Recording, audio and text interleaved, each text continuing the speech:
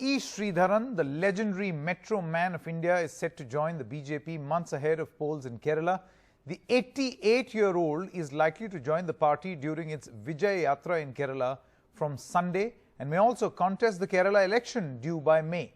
Although there are questions about the BJP's cut-off point of 75 years for elections applied previously to veterans like LK Advani and Murli Manohar Joshi.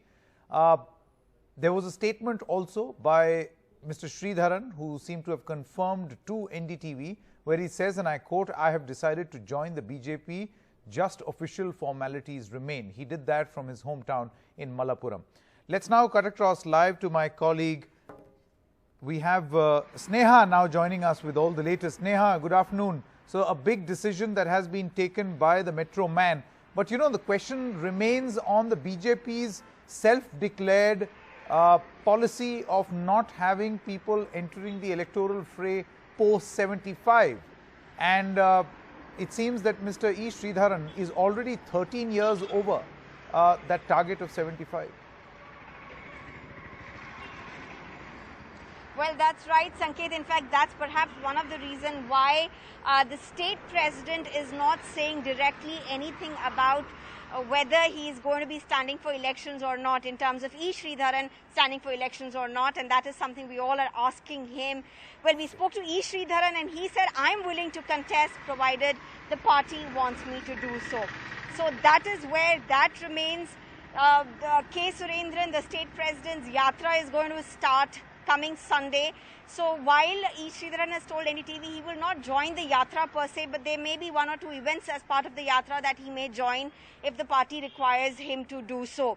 He said because of the COVID pandemic, he does not want to go out and mingle much. But what is also interesting, Sanket, at this point is the political situation in Kerala. If we look at BJP, it has one MLA in the state out of the 140 assembly seat.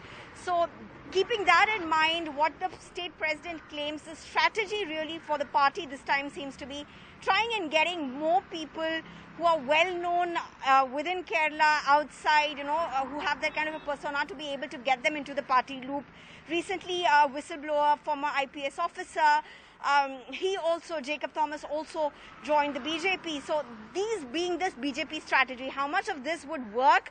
Of course, only the elections will show, but quite a gigantic challenge before the BJP with only one seat in hand, and that MLA O. Rajgopal has already said that he will not be contesting the elections this time. But meanwhile, of course, a lot of top leaders again expected to be part of the rally, which would start in Kerala and also as part of the election campaigns. LDF and the UDF not making any much noise about this particular announcement. No, he's a man of stellar repute, so obviously it will be counterproductive to speak against him. But now that he's in the electoral fray, what really is going to happen to him?